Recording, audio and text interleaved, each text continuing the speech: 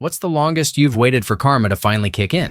Story 1. Tonight, a guy walked into my family's convenience store to buy a pack of cigarettes. I know him from growing up around here. He and his younger brother used to give me a hard time. They were real bullies, racist types who encouraged others to pick on me and even get violent. I hated him and his family for taking part of my childhood from me. He was unusually friendly tonight, smiling at me and cracking shitty jokes that I smiled politely at, but didn't really respond to. He counted his money with his gimp hand, partially blown off, including several fingers, by fireworks that exploded in it a few years ago. I gave him his smokes and change, said thanks, and went back to my work. Before leaving, he stopped, hesitated, and turned around to ask if there were any job openings at the store. While I thought I heard him, it was almost as if the words didn't register in my mind, so I asked him to repeat himself. He asked again, "You wouldn't happen to have any jobs available, would you?" I explained that we were sufficiently staffed for now, that with my sister and I around for the summer, we wouldn't need anyone else to fill in the hours, which were sparse enough as it was. I told him to ask again in the fall, when I returned to Montreal and my sister to university. He said that was okay, but that he needed something now because his wife had just left him. He thanked me anyway and walked out. Memories of him being a jerk flashed through my head, and through these, a clearer picture began to form. When he had just graduated high school, his parents broke up in a massive way, leaving a fractured home for his younger siblings to grow up in. Sometime in his life, his hand had been blown apart by an explosive. He had amounted to very little, and his marriage was falling apart. And now, he had to come asking for a job from the local nigger he used to make fun of and claim superiority over all his life. I'm half white and brown, by the way, not black. But in this part of the world, if you're not white, you're a chink or a nigger. It didn't feel good. I should have enjoyed it, but I didn't. While I don't feel bad for him, not in the slightest, I don't feel like any kind of justice was served or that karma had handed him his comeuppance. If the universe is truly neutral toward what is right and wrong, then this was just the way life played out for someone who did a lot of harm in his time. He could have been rich, he could have been powerful, he could have kept the use of both of his hands, but it didn't turn out that way. Karma had nothing to do with it. There was no justice. What occurred to me is that I'm not at all connected to this place anymore, this village where I grew up, not even to the pain and harsh memories that stayed with me for years. I've become my own person, capable of, at least on some level, sympathizing even with the scum of the universe that tormented my childhood, and of forgetting the painful memories that followed me well into my 20s as echoes from the past. I just wanted to share this because I thought it was interesting. Story 2. A few years back, I was the assistant manager at my karate studio. It was a slow, quiet day when in walked Paul, my old bully from public school. I wasn't sure at first. It had been a long time and it was hard to tell. I didn't say anything. Paul was interested in joining the dojo, and I showed him around, discussed pricing, and treated him just like any other potential client. At the end of the tour, Paul decided to join. We sat down in the office, and as he filled out the paperwork, I saw his name and knew for sure that this was indeed my old bully, the guy who had tormented me every single weekday, made me kneel in dog shit, and made my life miserable. I still didn't say anything until after he prepaid an entire year's membership. As I walked him to the door, I smiled. "I'm really looking forward to training with you," I said. "Thanks. Me too," Paul replied. "You don't recognize me, do you?" "No." "Should I?" "Yes. We went to school together. Grade 3 through 8. You bullied me every day and made my life miserable. Can't wait to see you in class." Paul went white and walked out without another word. He never walked back in. He willingly threw away a year's membership payment, almost $500, rather than be in the same class with me. Edit. There have been some questions I'd like to answer here. 1. I didn't say, "I'm looking forward to training with you," with any odd voice or Clockwork Orange-style connotation. It was said normally, with a smile. 2. Someone suggested he could have put a stop payment on the check. He didn't. I was friends with the sensei and told him everything that happened when he returned to the dojo. If the check had been canceled, I would have known. Besides, and perhaps some of the more fiscally savvy Redditors can help me here, there are legal complications to canceling a check when you have signed a contract. 3. Some people say I wanted to beat on Paul. Others say I just wanted to see him squirm. I admit that, yes, I did want to beat on him, but I would not have. I held a position of responsibility and I took that responsibility seriously. But yes, I did want to see him squirm. I didn't expect him to quit though. I figured there would be 1 or 2 awkward classes where he knew I was there and felt nervous, but eventually we would spar together. And I had planned to be just as careful and respectful with Paul as I was with any other student. That said, my critics are correct. I could have handled it in a more mature way. I could have sat down with Paul and had a frank, open discussion about bullying and how it wasn't tolerated at our club. I did not do this. I'm not apologizing for it. The moment was extremely cathartic for me, and it erased years and years of painful memories that had followed me for over a decade. If Paul had come to class, he would have realized he wasn't in any danger. Instead, he chose to throw away his $500 and never come back, which was the coward's way out. As we are often taught, bullies are, at heart, cowards. Story 3. When I was 8, my parents moved us out of our hometown to a place with some space.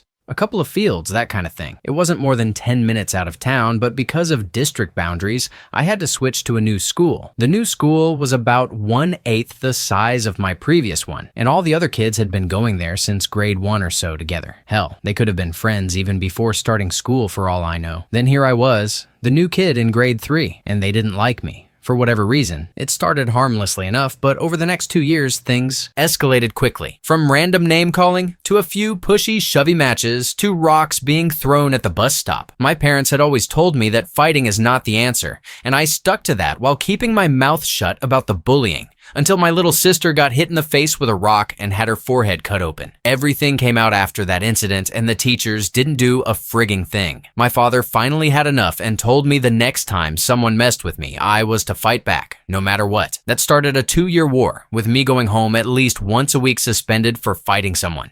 I got knocked around a bit at first, but quickly learned I had a natural ability for fighting. Things got worse. Instead of one-on-one fights, it became 3 or 4 of them at a time.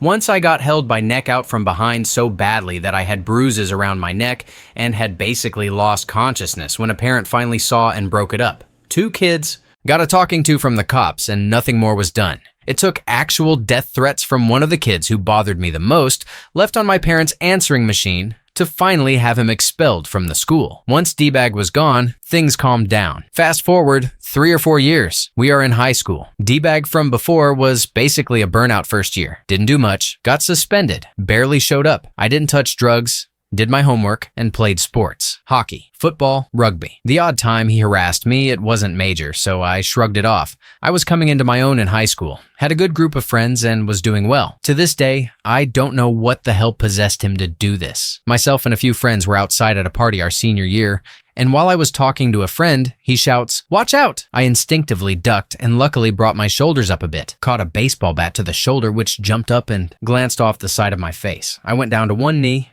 majorly rattled but mostly conscious, and turned around to see D-Bag holding a bat and looking at me like, "How the heck are you even still conscious?" At that point, I frigging lost it. I came off the floor with a righteous uppercut that knocked him on his ass, then jumped on him and rained down, I'm told, 40 to 50 punches, while he feebly tried to block. Finally, some people who came to their senses hauled me off him. The final result was interesting. I ended up with a nasty bruise on my face and shoulder. Hurt like hell. Went for x-rays, nothing broken luckily. D-Bag, on the other hand, ended up with a broken nose, lost 3 teeth, a fractured jaw, countless cuts, 2 huge black eyes, and ruptured blood vessels on the sides of his eyes. The cops never got involved, and that was the last time he or anyone really ever messed with me in high school. Fast forward a couple more years, more like 8, and the last I heard, D-Bag was hooked on crack, selling it, and sold 5 kilograms to an undercover cop. He's in prison for 5 to 10 years. Karma is a great thing. Story 4. I befriended a larger red-headed girl when I was in grade 3 or 4. She was new to the school,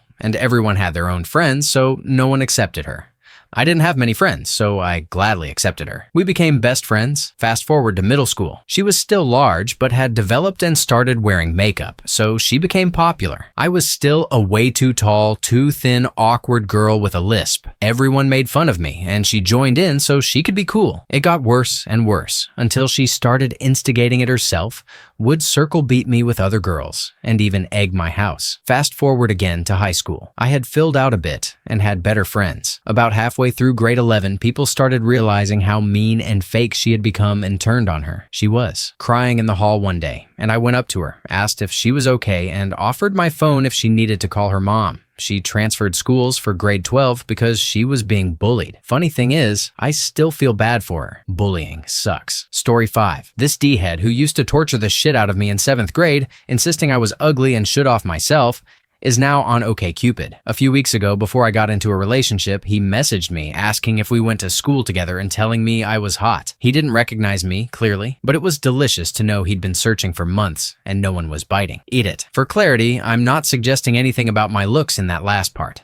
I just take great delight in him being alone right now. Despite all the try-hard effort and being on the actual website for months without success, I never went on a date with him. I just deleted his message. Story 6. After reading this, I tried to think of the names and faces of the kids who treated me like trash in middle school. But then I realized I couldn't. They were awful to me simply because I was quiet, and they could get away with it. But I don't remember them. Today, I have a good job, a good education, amazing friends, and the knowledge that I will never let myself become someone who preys on others because they seem weak. Right now, coming to the realization that those people just don't matter anymore, and knowing that I can have a great life despite them is better than any revenge. So, thank you for making me think about that. Story 7. The kid who bullied me in junior high is gone. Some context. I was the fat kid in my youth. I still carry some weight, but years of football turned it more into muscle bulk than the butterball I used to be. In junior high, there was this kid named Brendan who was huge, could bench at least twice what any of the rest of us could, and there were rumors he had slept with a special needs girl. Looking back, I think he had been held back a year or two. He used to bully me and my mishmash group of misfit friends, grabbing our nuts or beating us up. I remember he stole my crutches when I broke my ankle. I was always non-confrontational, but one day,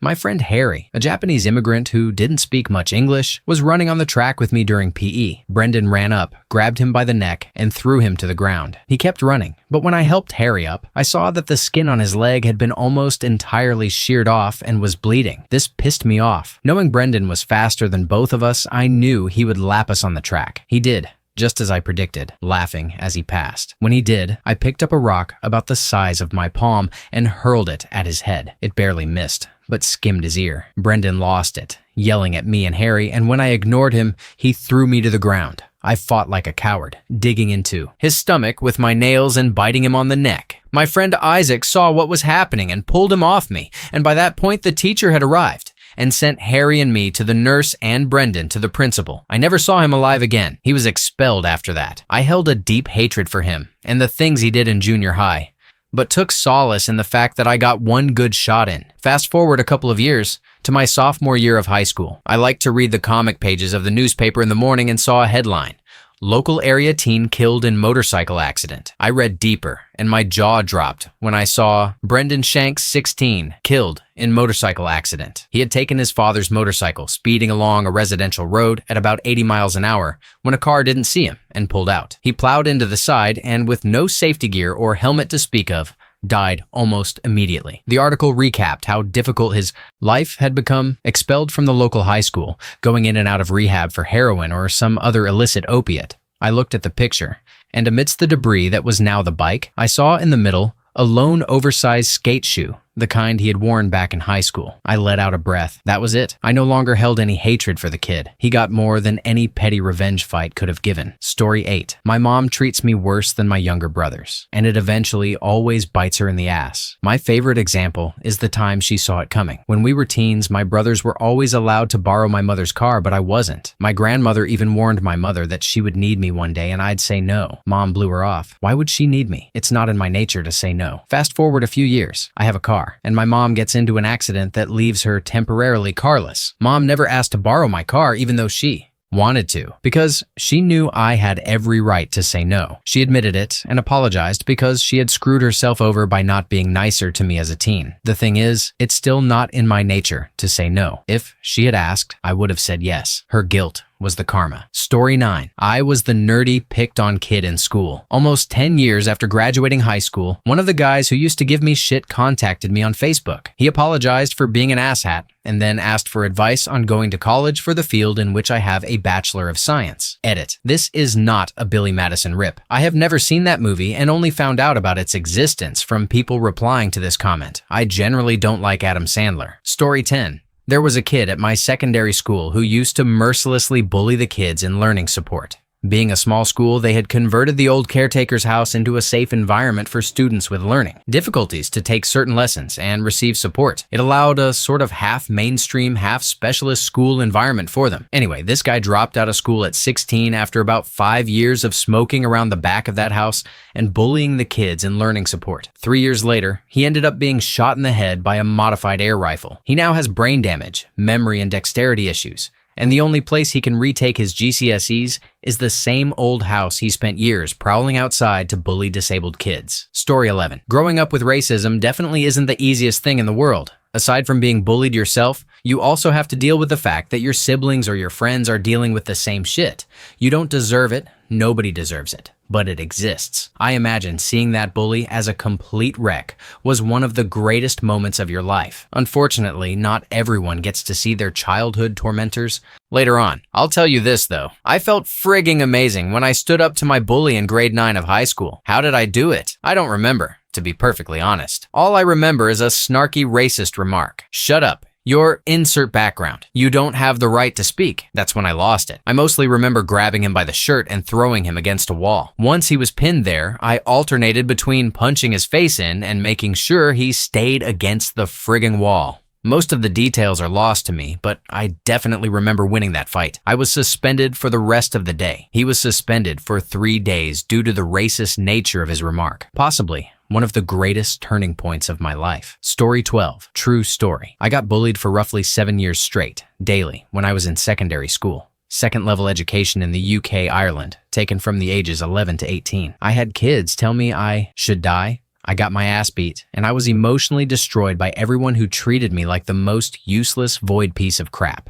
I didn't feel like I should exist. I sat at home contemplating just ending it a lot. I always loved art, drawing, and writing. During my adolescence, I retreated to the internet. I didn't want to go to clubs where those people were, yet I could still talk to people. I started posting animated Flash cartoons and comics for other people like me to critique. Due to the bullying directed at me, I developed a rather sad sensibility toward life and an ability to quickly come back verbally at anyone who wanted to give me abuse. It was a defense mechanism for sure, and the tone showed through in the animations and comics I drew. Through all that, I met friends and eventual co-workers. I now draw a cartoon called Cyanide and Happiness. The local papers write about me. That school held an assembly in my honor once recently. I was told this by a friend who now works there. I live overseas, and Jonathan Ross comes to hang out with me at Comic-Con every year, where again pictures of us appear in the local paper. My former bullies know all about this. The particularly bad ones now either avoid me in bars or try to be my best mate, and I walk around my hometown beaming. There was one kid in particular who would stand behind me in assembly every morning. Each year, grade to Americans, was arranged into a line in the main hall and headbutt me in the back of the head for a laugh with the others around me. The back of my head was severely bruised for months at a time, and early on it'd leave me in tears from the physical pain and the lack of respect. I'd dread every morning. I'd hear them behind me snickering and discussing whether he should do it or not. I couldn't turn around to stop them, because then I'd get yelled at by teachers for not paying attention to the front. I'd keep my hand at the back of my head to protect myself. I'd hear him say, "Come on, Dave, put your hand down. You're safe." I'd eventually relent and he'd do it anyway. They'd laugh. I'd turn around and ask him to please not do that because my head was in so much pain from the trauma he'd dealt it before. He said, "Okay," while smirking. I'd turn back around, hear them snickering, and he'd do it again. This went on for around 2 years. That kid is now a hardcore drug addict and doing very poorly in life. Feels good, man. Thank you, internet. Side note, I developed a severe stutter 2 to 3 years into the bullying because I was constantly terrified of presenting myself in front of these people during class. They eventually noticed and started mocking that too, and it became a vicious loop. I dreaded every class where I might be asked to read out loud because of the humiliation. English literature was the worst, followed by French and religious education. In English Lit, the teacher would go row by row, making each student read large portions of the material aloud. As it got closer to my turn, I'd nearly faint from fear.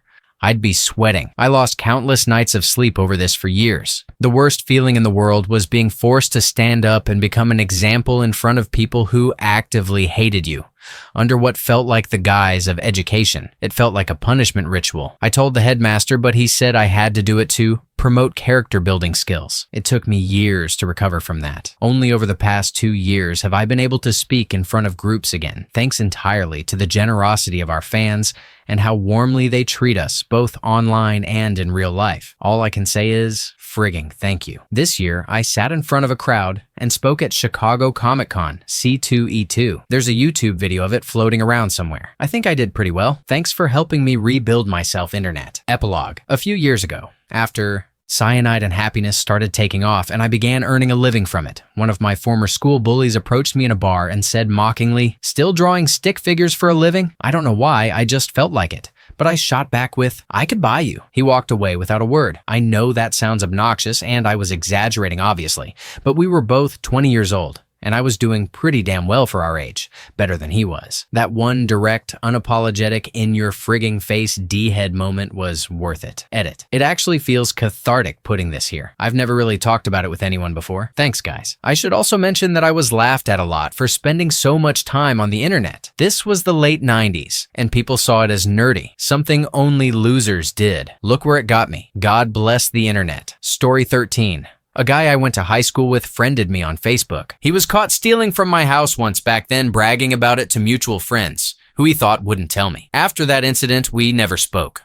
Although we shared the same circle of friends, I kept my distance, and he kept his. Flash forward 20 years. We were friends on Facebook. I have a pretty cool job in the music industry, make good money, and travel the world. I usually add these former friends just so they can see how my life turned out pretty awesome, while most of them are stuck in our old hometown working crap jobs. Anyway, he updated his status saying he was devastated that someone had stolen something from his son. Karma this, karma that, blah blah blah. Among the posts from friends expressing sympathy, I simply wrote something like, "Yeah, it's really terrible when someone steals from you, eh? That must really suck." Karma does have its way of evening things out, though. I immediately started getting PMs from mutual friends, congratulating me who remembered the incident in school. He unfriended me after that, to my extreme pleasure. Story 14. My college roommate secretly slept with my boyfriend for a year while I was in class. I routinely took more than a full course load and was in math and science classes or study groups every morning. One day, I walked in on them together when class was canceled.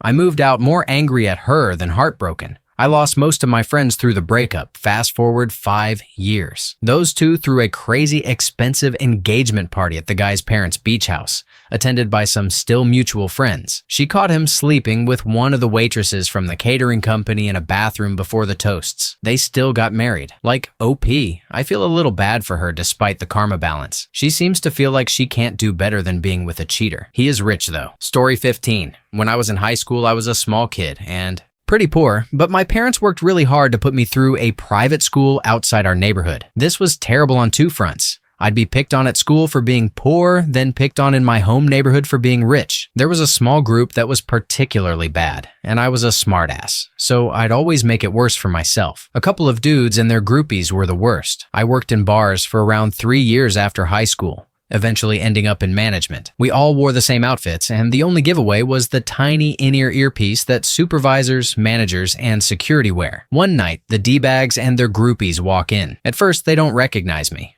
I'm lucky I've changed enough since high school and learned how to dress myself. They're buying drinks and seem generally harmless until one of them realizes who I am but doesn't say anything. Distinctive, deep voice. The girls come up to the bar, leaving the boyfriends in the background, watching intently. They order a Long Island iced tea, which most people would be embarrassed to order at this bar. Good on them. I love a Long Island too. I'm not someone who dwells on the past. I don't care about people who wronged me in high school. Most are still living with their parents 8 years after graduating and jerking it to ex-classmates on Facebook anyway. But I was pretty satisfied when one of the girls spat the cocktail across the bar and accidentally dropped the glass. She starts demanding to speak to my boss and saying I shouldn't be working there. Rich family. I mention it's impossible to mess up a Long Island, and I wouldn't be manager if I didn't know how to make one. Their eyes go dull when they hear the word manager. Slowly, my hand goes to my ear and I whisper a single word: security. The look on their faces will never leave me. Being dragged out of a high-class cocktail lounge with people they knew all around them was humiliating, and their expressions said it all. One boyfriend was yelling constantly at the security guard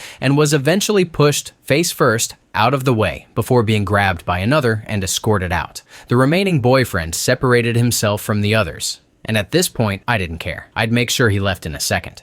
I'm at the entrance to the bar, ensuring the women and the irate boyfriend don't get back in. By now, he's asking security and me to fight him. I'm bored, so I head back in, just in time to duck and avoid a fist from the other boyfriend. I quickly move behind him, drop my foot into the back of his knee, sending him down as the security guards jump on him and lock him up. They were banned for life from one of the classiest lounges around, and thoroughly embarrassed. The boyfriend who tried to king hit me spent the night in a lockup. He later contacted me through Facebook, apologizing for that night and for how he treated me. In high school, spending the night in a lockup was a wake-up call for him. This isn't the only karma I've had. At the same bar, I also had something similar to OP's story happen. That guy got hired, turned out to be a pretty chill person, and we're still friends. Story 16. I once got punched in the stomach by my ex-fiancé, not the father of my baby, while I was pregnant. I told him that I hope he got hit by a car. 3 days later, I found out that he gotten hit by a truck while riding his bicycle to a friend's house. He survived, but had to have extensive surgery to correct his broken bones and save his life. He was uninsured, so now he's stuck with crippling hospital debt from being in ICU and having surgery. I did not have to wait very long for that one. Edit. I should note that he punched me hard enough to where I was bleeding. I had to go to the hospital. Cops were called, but they chalked it up as suspicious activity. But he now has some sort of record in the shape of a police report against him. Story 17. I have a very similar story. A girl used to bully my brother and me in elementary and middle school. I hated her. Well, time passed, and I now co-own a fairly successful up-and-coming restaurant, cafe, wine bar. About this time last year, this same girl came into my place after about 10 years of not seeing each other. She recognized me and struck up a friendly conversation. It seemed she had forgotten all about the torment, but I hadn't. She then told me she had fallen on hard times and needed a job. Nope. In retrospect, I probably should have hired her and made her life a living hell, but whatever. The look on her face when I said no was incredible. That's what you get for spreading the rumor that my twin brother and I were in an incestuous relationship, bish. Story 18. A boy at school was an absolute a-hole to me and my group of friends. I was raised as a fairly introverted kid and naturally gravitated toward people of a similar mindset. He could practically smell the pacifism on us and exploited it relentlessly. He beat the crap out of my friends and me whenever he could, humiliated us in front of the class, and essentially assigned us to the lowest social rung for most of our school years. The constant intimidation and thuggery pushed me further into my shell. I preferred hiding in the library during lunch rather than eating or playing outside, terrified his roaming might bring us into contact again. Without exaggeration, I read over 300 novels by the time I finished school, sparking a lifelong obsession with literature. My biological father was also a violent bully, and that burned a deep hatred into me for anyone who preys on the weak. Daily, I fantasized about murdering this kid, or at least crippling him so he could understand what it feels like to be helpless. It's wrong, I know, but until you live through something like that, you don't truly understand. Leaving school and going to university helped me become far more confident, and I slowly learned that you can be confrontational without violence being the inevitable result. Fast forward about 8 years after school. One Friday afternoon, he walked into my place of business looking for a product we sell. Due to the nature of our business, he revealed that since leaving school, he'd been caught stealing a car, sent to juvenile prison, busted for drug possession, racked up more convictions, and was now living with no fixed address. I'm in Australia where the courts can be pretty forgiving, but in this case, I didn't care. The fact that he faced some consequences was enough. We were his last possible option for this particular product. Before anyone judges too harshly, we had attended a fairly expensive private school. He wasn't a down on his luck kid to begin with. He just never stopped making bad decisions, despite being handed opportunity after opportunity. I maintained a calm, professional demeanor, while internally feeling a quiet, guilty joy. I denied him service and sent him on his way, dejected. Technically, it was company policy and not my personal call, but it still felt good. The best part? He didn't recognize me. He looked at the man serving him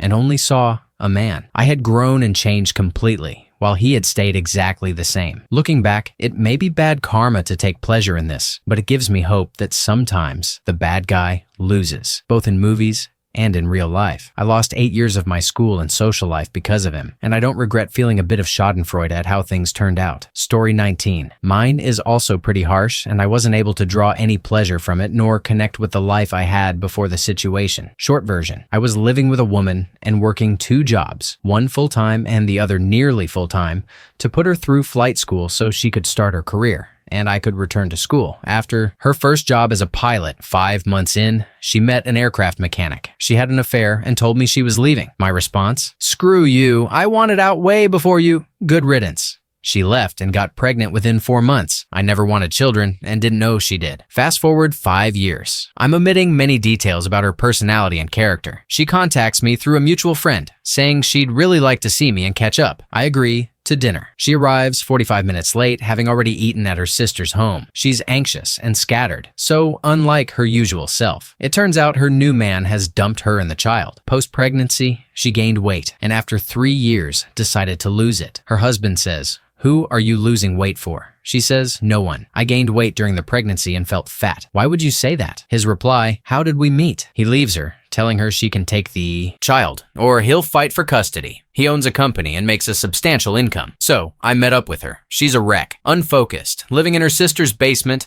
not flying, working a minimum wage job with her mother that she did in high school. Basically, she's back at 17, but with a child and declaring bankruptcy. I only agreed to the dinner to gloat about how happy I was and how well my life had turned out without her. I have a few drinks and tell her I have an early morning, so I need to leave. She says she never stopped thinking about me and how it felt to be loved the way I loved her. I told her that's nice, and I'm sorry things turned out the way they did. I had nothing. I had been beaten down by life, wanted to gloat, brag, rub in all the sacrifices I made for the life we were supposed to have. Years of resentment and anger melted away, and all I felt for her was pity. She wanted to come home with me, and I said, not tonight. A few weeks later, she called, saying she was in my neighborhood with a bottle of wine. I told her to stop contacting me and have a good life. All the hate and loathing I had for her and the things she'd done seemed insignificant compared to the place she was in. I moved on, grew, and experienced life while she basically went backward. All the wind was out of my sails. I badly wanted to gloat and puff my chest out. All I realized was that I had no connection to my past life, and her leaving was the best thing that happened to me in years. Seeing her defeated and ruined didn't make me pleased. I simply wanted to forget and leave the past where it belonged. Sadly, she couldn't. Karma hit her so hard that there was no room for anyone else to enjoy the way things turned out. Story 20. This didn't happen to me, but it happened to my uncle, and I still think it's absolutely hilarious every time I hear it. My uncle is a really, really smart guy. The kind of kid who doesn't have to try at all in school. Unfortunately, this made one other kid, let's call him Bob, see my uncle as a perfect target for bullying. So my uncle got bullied from basically 6th grade through high school. Eventually, they parted ways. My uncle went to UCLA and later UCLA Med School. Fast forward 30-something years. My uncle is now 50, and so is his bully. He's living in the Bay Area, and what do you know? The bully walks into his office that day. I was told they both recognized each other, but the bully kind of brushed it off, acting like they were just old-school chums. Bob came in because he had a little lump on his testicle. After the examination, my uncle, did I mention he's an oncologist, gets to tell him that he has testicular cancer. Bob apparently reacts angrily, saying my uncle is lying because of all the bullying. My uncle assures him it's for real. Bob gets a second opinion, and guess what? Same result. Bad luck, Bob. To this day, my uncle is still a little ashamed of how much joy he got from delivering that news. Story 21. The person that bullied me through my childhood was my stepfather. Of course, it wasn't just me, it was my entire family. This man was, and still is, an utterly despicable bastard of unimaginable proportions. My mother got pregnant with me when she was 17. She dropped out of high school. A year later, she got pregnant with one of my stepsisters to another guy. At some point, she met my stepfather and was immediately pregnant with my stepbrother. So now at age 20, my mother has had 3 kids with 3 different men. Eventually, she had 2 more girls to this worthless human. We grew up poor, like so poor we didn't have food most of the time. My stepfather was also an abusive alcoholic. His usual pattern was to go to work, come home to berate and beat the family, go out drinking all night, and then come home at 2 a.m. deciding that the house needed to be cleaned by everybody in the house, not moving. Fast enough after being woken up at 2 a.m., he'd toss you down the stairs. Fall asleep with the television on? He'd punch your sleeping face to wake you up to turn it off. I was the oldest and the most frequent target of his abuse. He kicked me in the face with a steel-toed boot when I dropped a tool he needed when he was working on the car. He broke a frying pan when he was beating me with it. I can imagine that this sounds too horrible to be true, but I assure you that everything I describe here is what really happened. He hated all of us, my mother and my siblings. He would frequently threaten to drive our car off the highway into ravines just to see if he could off us all. My mother was forbidden from working, leaving the house, or even having a driver's license. He was a welder by trade. When he came home from work, we were all expected to be there waiting for him. The kid nearest him was forced to take off his work boots for him while others were to get his bath and beer ready. He would beat us for whatever odd reason struck him. He destroyed anything we enjoyed simply to show us he could. He beat my mother severely and cut her off from her family. When I was in high school, I suddenly became larger than him. I went from 5'4" and 120 pounds to 6 foot and 160 pounds over a summer. I was now larger than him, so he kept his hands off. But the absolute evil of this man wouldn't stop. He threatened to assay my girlfriends. He threatened my friends. This was all a device he used to try to cut me off from the outside world. My sophomore year, he had a heart attack. I thought that maybe we'd finally be rid of this waste of life, but the rotten prick pulled through. He stopped drinking because he had no choice. The doctors said it would kill him. He didn't get any better though. He was still an absolute a-hole in every way. I graduated high school and immediately moved out of that house. I went from odd job to odd job for a while until I ultimately joined the Army. I went to basic training, airborne school, and got assigned to Fort Bragg. I came home on leave once after a tour to Iraq, and he decided to take me out for a drink to show his alcoholic buddies that I achieved something. While we were at the bar, he started to get a little drunk and told me, "I know I beat you kids pretty bad. I think it was the right thing to do. You turned out okay." I put down my beer and looked him dead in the eye. "You are an absolutely horrible human being. It's taking every ounce of control I have right now not to take you out into that parking lot and beat you like a rented mule. I am telling you right now, if I ever hear you have laid another finger on my mother or my brother or sisters, I will come back here. I will murder you. I will make you suffer unimaginable pain, then I will end you. If you have any doubt to what I am telling you, I want you to look into my eyes and think long and hard about this. I will frigging off you." I put down my beer, walked out of the bar, and went home. I have not been to my home in years. I worry about what would happen if I ever saw this man again. I cannot risk it having a wife and kids. I haven't heard anything from my family in regards to him doing anything. I made my own karma. Story 22. In 8th grade, age 13 to 14. This kid threw a wooden block at me, probably thinking, "Oh, let's pick on the punk girl, that'll be so hysterical." I blacked out for a good 10 to 15 seconds after it clocked me in the head. When I came to, he and his friends were all on the ground laughing at how funny this was. I ended up having to go to urgent care and not participate in gym class for a few days. His mom was on the school board and had a large role in the financial decisions of the school, so the administration was afraid to punish him and did nothing. My math teacher was this kid's football coach and made him run extra while everyone else got to take a food and water break, but that was the only justice I got. Fast forward 2 years, everyone is freaking out that this guy can't play football for the junior varsity team that year. He ended up spraining his back and breaking a few ribs from a drunken escapade into the woods the week before his sophomore year started. And the concussion that he sustained from this was severe enough that a second concussion could have caused serious mental damage. 2 years isn't that long of a time, but considering there were witnesses and the kid should have been arrested and suspended at the very least,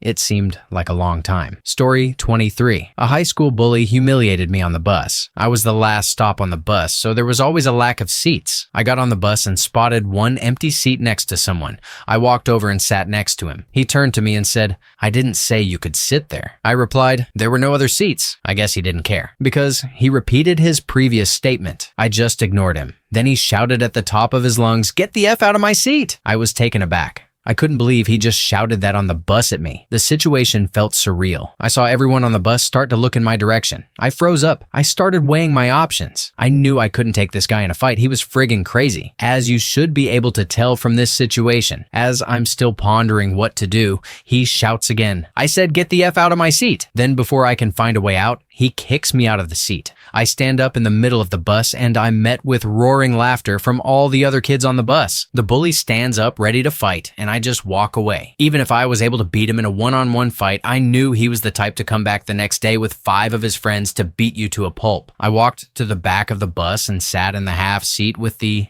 mentally challenged kid. I wasn't about to let things end like that though. So I planned for my revenge. I started catching the city bus to school instead of the school bus to avoid further humiliation. Things blew over eventually, and everyone forgot about that incident. But I didn't. I waited until one day I saw that bully on the bus with a grill lighter smoking weed. Then he took the grill lighter and smacked a guy in the face with it, and he started crying. I knew this was my chance. I created an anonymous email address and sent an email to my school officials. I told them about the bully smoking weed on the bus and smacking that kid in the face with a grill lighter. I made sure not to say anything that could give my identity away. That way, no one would know who tattled. The school investigated the issue and found the evidence they needed from eyewitness testimonies on the bus. That bully was expelled from school, and I was free to ride the bus in peace. Story 24. Had a guy that used to pick on me for no reason in high school. He was a bit bigger, older, and was a wrestler. We tussled once when I had had enough of his shit, but it got broken up by teachers before it went too far. The guy just didn't like me and was relentless. Honestly, he scared me. When I was 37, I got divorced and took up Muay Thai. Over the course of the next 2 years, I got myself into ridiculously good shape. I was 5'11" and 190 pounds of hard muscle with lots of martial skills. I rented a house I owned to a single mom with the same last name as the dude that tormented me. A couple of months later, I was visiting her to take care of a few maintenance issues at the house, and I walked up to the door and he opened it. I stared at him for a full minute. He was much smaller than I remembered. In fact, he was struggling with heroin, and the look on his face was priceless. It was his sister that had rented from me. Well, he recognized me and knew immediately that I could easily wipe my ass with him. You could tell by the look of fear. At least I could, because that dude used to scare the shit out of me all the time. He meekly held out his hand. I took it, almost crushed it, then just gave him a big bear hug and a little noogie. It was a guy's way of letting him off the hook. I think he would have rather had his ass beat. Sometimes, the best revenge is just landing on your feet. Story 25. It's been 6 years and counting since this dumb girl from high school threatened me with text messages and then broke into my house and stole everything of monetary and sentimental value to both myself and my mother. She never saw any kind of legal repercussion or faced any consequences. I'm still waiting for her to die in a fire or lose her job or something. Story 26. I was one of the least popular kids in my high school by far. I was too nerdy for even the nerds to hang out with. I spent most of my time with the outcasts. I knew it was bad, but I had a crush on a football player. Can you blame me? What nerd didn't? I decided for once to take charge and do something for myself. I asked him out. He laughed in my face and told me I was too ugly for anyone to ever date. He called me Crowface, which was a lovely nickname that caught on for a long time. Because of this, I had such awful self-esteem that well into my 20s, I still couldn't ask anyone out. And even now, still get too embarrassed sometimes. He ruined my self-esteem completely. After high school, I began doing modeling gigs and cosplay events.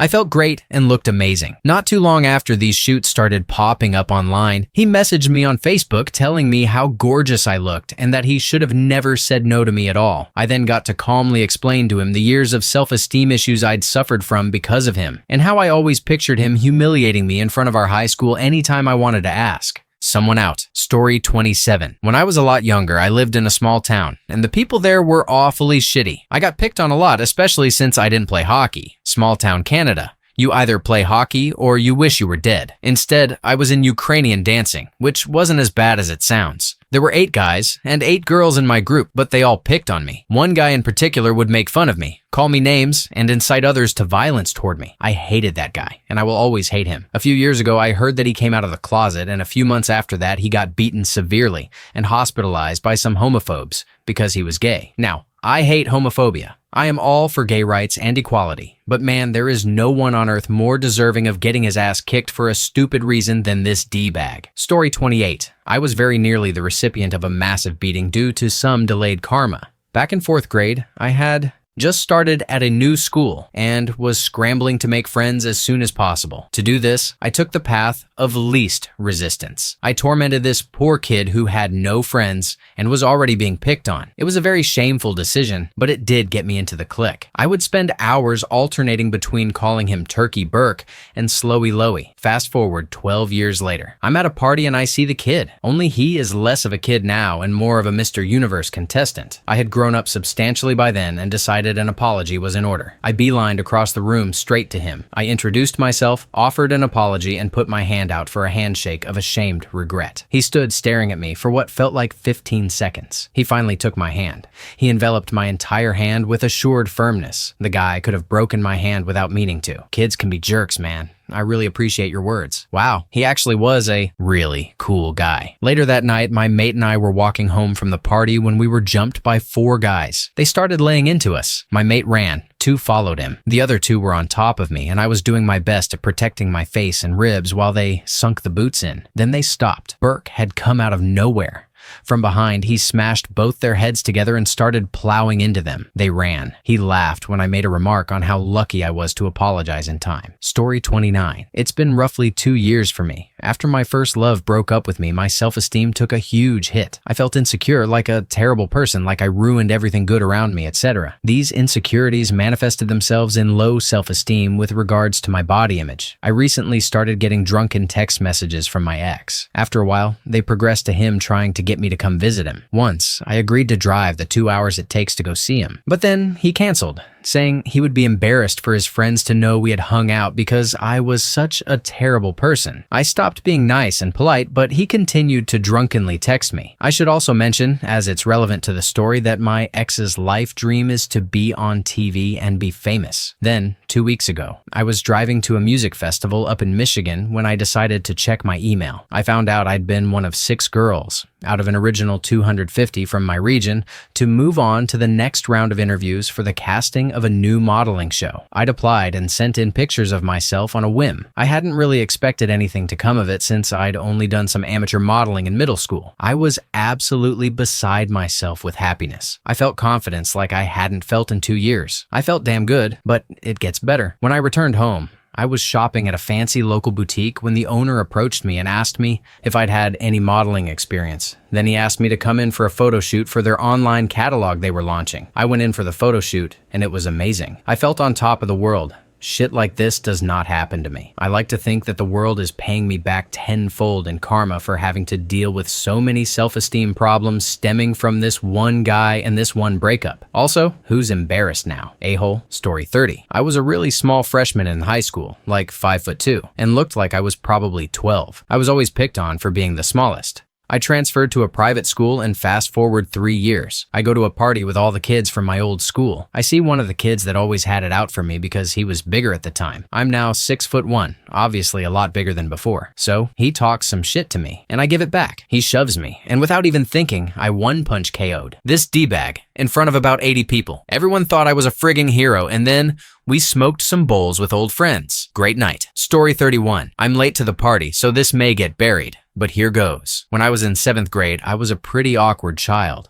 I was overweight, liked to read much more than the average 7th grader, and didn't exactly enjoy changing my clothes. My school being the nice one that it was, there weren't any bullies, save one boy. This kid would laugh at me nonstop whenever he saw me. For everything about me, from my body to my clothes to my books, and none of the other kids would stop him. The teachers would notice and say something, but no real action was ever taken. Fast forward 5 years. I'm now going into my senior year of high school. I'm 6'4", into sports, have a girlfriend, and now change my clothes every day. I still read a shit ton though. The kid, he's now 5'7", fat, and neglects to wash his hair. I don't laugh at him, but I certainly don't go out of my way to be nice to him either. 5 years may not be that long, but karma is indeed a bish. Story 32. I dated this girl for a year or so. She broke up with me and immediately started dating another guy. I went to talk to her and he basically told me, look, she wants to be with me. I have a job and she needs someone stable in her life. You're a loser. His job was as a line cook, and he was in a band part-time, real career prospects. About a week ago, I went to a friend's house to play poker. We acted like men and pretended like nothing happened. He got kind of drunk and asked me what I do. I graduated college and make very good money as a consultant for a very large and well-known company. I asked him the same. He is going to truck driving school and she is pregnant with his baby. Second baby of his by a second girl. Feels good bro.jpg. To all the hater responses, the type of job is not the point. It's that he can't hold a single job down for longer than a year or so. Also, they aren't together anymore. She already has a kid, she is pregnant with his kid, and they were engaged. She left him because he actually is a loser who can't keep a job. Story 33. When I was about 12, my older sister began dating this guy down the street who bullied me a lot. I absolutely couldn't stand this prick, but I was always afraid to stand up to him because he was older, bigger, and stronger than me. On a hot summer day, gotta be 115 degrees plus where I lived at the time, I came into the house to find my sister and the bully on the couch. I asked them if they wanted any ice cream while I was up. They both said yes, so I scooped them out some vanilla ice cream into 2 separate bowls.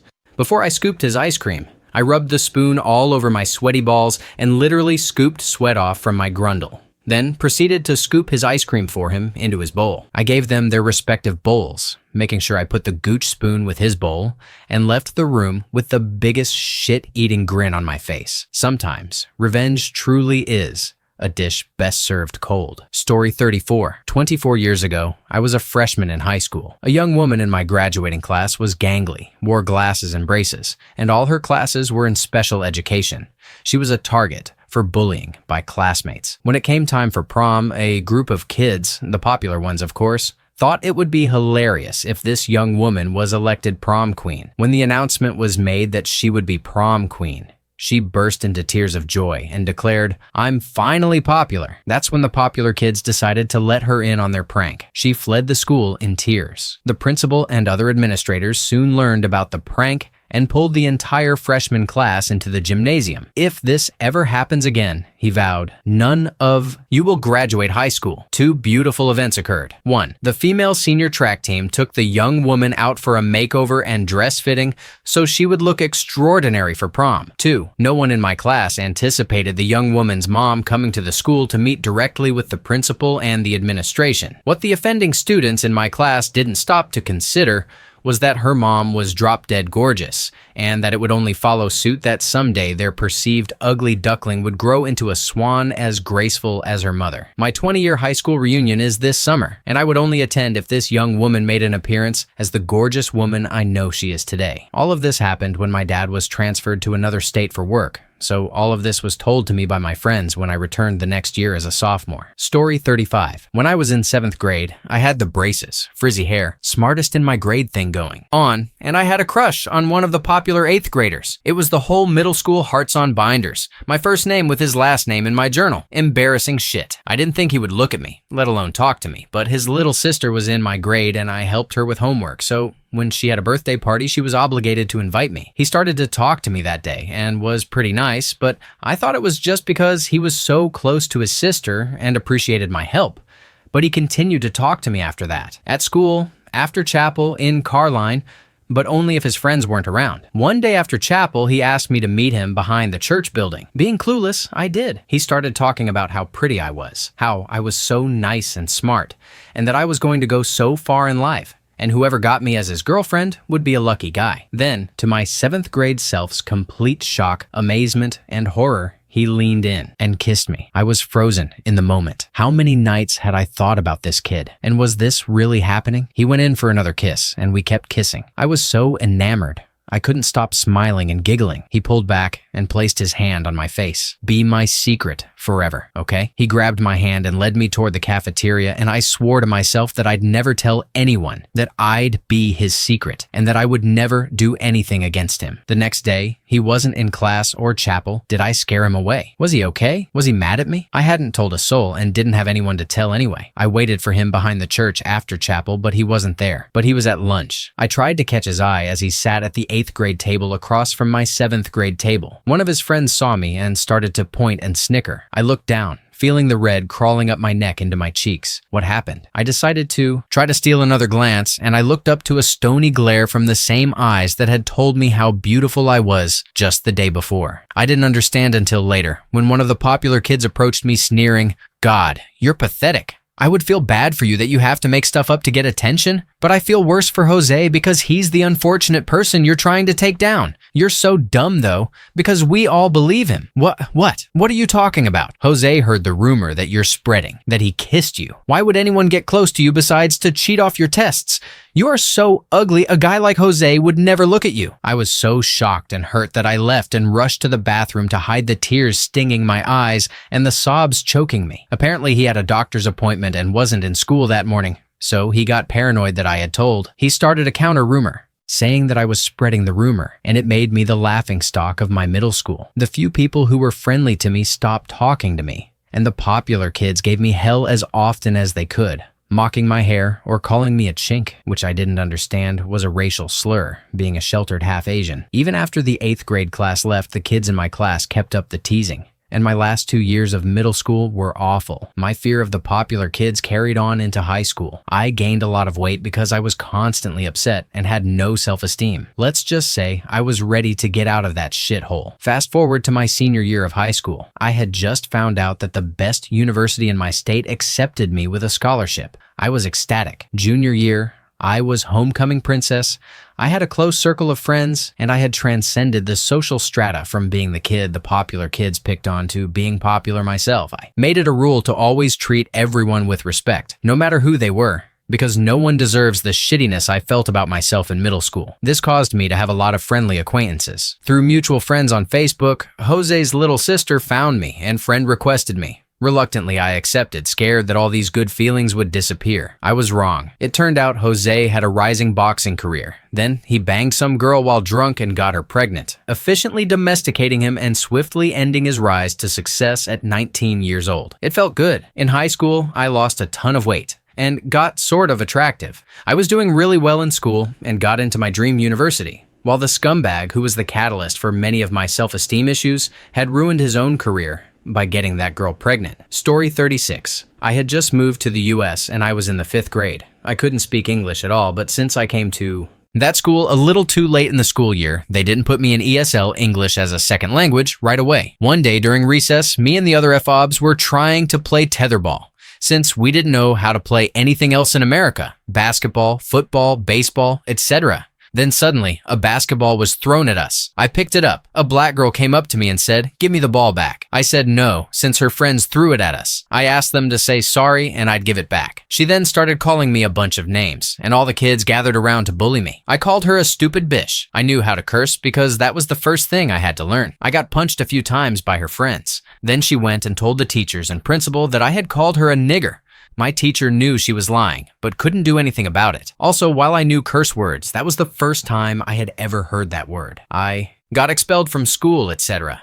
Years later, in 10th grade, I ran into her in PE class. She didn't remember me, but I certainly remembered her. She started hitting on me during PE, and I kept blowing her off. She kept at it. And then I decided to mess with her. I started chatting her up, and finally what I was waiting for happened. She asked me out. I pretended I didn't hear her and asked her to say it loudly. She did, and then the whole class heard. I responded with, "Hell no, you stupid ugly bitch." She was shocked, and so was the rest of the class. Then I went off on her. While crying, she asked why I did that, and that same look was on everyone's face. I asked her, "So you don't remember me, do you?" She said no. Then I proceeded to tell the class what happened. At that point, a friend of mine yelled out, "Damn, Bish had it coming." Story 37. 90s comic book artist Rob Liefeld gave a 13-year-old me a portfolio review once when Image Comics was brand new. He didn't even lift his eyes to see the second page, shut my book, rolled his eyes, and told me, "Girls and comics don't mix, so don't even try." I was heartbroken. Dan Fraga, another comic artist and current animation director,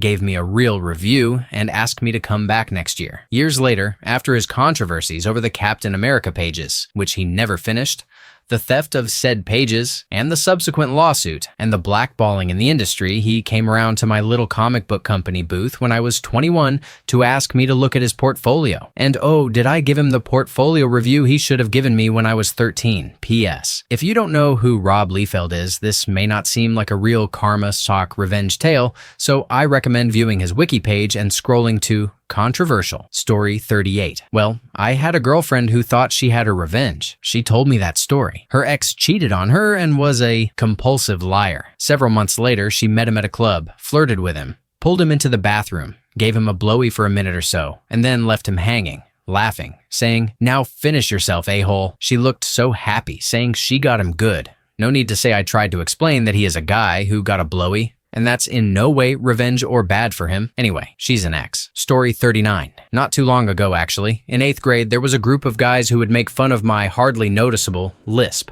Now, you can only hear it when I'm nervous or drunk. I'm sitting on the bus next to my friend one day, and this guy got his hands on a can of Axe spray, the first generation kind that smelled like aerosol cancer. So he's on the bus, relentlessly filling the air with Axe, and open windows could not relieve how awful it was. I turn around and shout something along the lines of, "Oh my God, cut it out. No one can breathe." I turn back in my seat, expecting some verbal harassment in retaliation, but maybe that would distract him from spraying Axe for a bit. Next thing I know, there's cold, liquid Axe dripping down the back of my scalp. The jerk put the can right next to my head and unleashed liquid stankitude onto my hair, and I flipped. I stood up and started cussing him out with shit like, "Don't ever frigging do that again, and don't ever frigging touch me with that shit." I would have gone with the classic, "I'll kick your ass so hard into the ground you'll be numb for 3 days." But he was the tallest middle school Asian bully I'd ever seen in my life. I might note that this was also the first time I seriously cursed anyone out. I was one of the last ones in my friend group to start cursing, so you can imagine how enraged I was. I sit down and pull my hoodie up to prevent future hair harassment, and my friend just stares at me. Not a moment later, the kid's friend turns around in his seat in front of me. He had broken his finger a few days or weeks beforehand and pulls the classic, "Hey, smell my finger" line. I suppose it was some odd backup for his axe-wielding friend. To get his finger out of my face, I slam his hand into the back of the seat and pin him. He's in pain, and I let go when I realize he's not just being overdramatic. The kid tried to call me out to the security guy who walked onto the bus that very second, but he was ignored for being a known troublemaker, and I was, well, the quiet nerd girl. I was never really bothered again after that. The rest of the year's teasing felt more like bro humor than anything. Had I somehow gained their respect for putting them in their place for all of 5 minutes? Boys are weird. Story 40. When I was in high school, there was this girl I was friends with, but she was a huge bitch to me behind my back for no reason whatsoever. One time, she even had the audacity to tell my boyfriend of 3 years that I was lucky to have him because I couldn't get anyone else, whereas she could have any boy she wanted, including him. Now, mind you, this was all said while she was going through an on-again, off-again thing with one of my guy friends. Fast forward a few months and they seemed to be broken up for good. He and I started hanging out again. She wouldn't let him hang out with me when they were dating for who knows what reason. And that boy was like begging to get with me, which I found hilarious since she had been sitting and crying over him and so damn mad that she couldn't get him back. Guess I can get boys, huh, bish? Being a decent person and not wanting to stoop to her level, coupled with the fact I wasn't into the guy like that, I rejected him. He got mad and slept with her, then bragged to me about it. I obviously didn't care. Now they're married, and of course, he's allowed to talk to me again. You're welcome, you pricks. Story 41, I ended up going to a different middle school than all of my elementary school friends, but kept up with them on weekends and stuff, as friends do.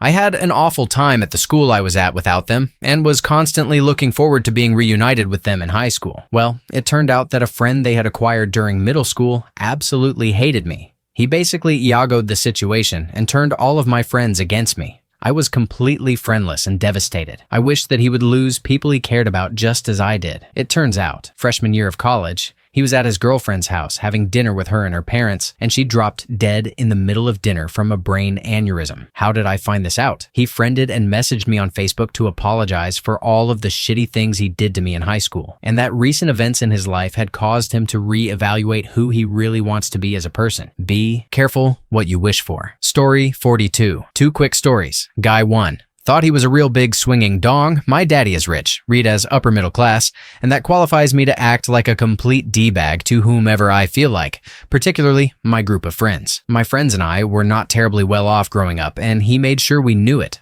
publicly and often. Fast forward from high school to the past few years. He couldn't find a job out of undergrad, enrolled in a shitty law school, graduated, and still can't find a job. In addition, he went from being athletic looking with a full head of hair to looking rather George Costanza-esque. It's a bit of a guilty pleasure whenever I run into him at birthday parties and get to hear him repeat how crappy his life is over and over to our mutual friends. Guy 2. This kid grew up in my neighborhood and used to constantly ostracize me from my group of friends by telling them lies about me or simply not inviting me over to his house when he had all of my friends there, even though I would include him when I had people over. By high school, he started doing hard drugs, and by 20, He was sleeping at a local motel with 6 addicts in one room. In and out of rehab for a few years, during sober periods he would pump gas in New Jersey at one of the local stations. If I saw him working, I would make sure to pull my car in to fill up and watch him pump my gas. He's clean now, but an alcoholic living at home with no job and no car at 25 years old. Story 43. Back in first grade, there was a notorious second grade bully that all the first graders feared. I was due to transfer to another school, so on my last day I pretty much did whatever I wanted. But then I got an idea. I was going to beat up the second grade bully. I needed a reason, so during recess, he and 2 friends were talking shit to anyone who walked by. I walked past him numerous times and nothing happened. But then he did say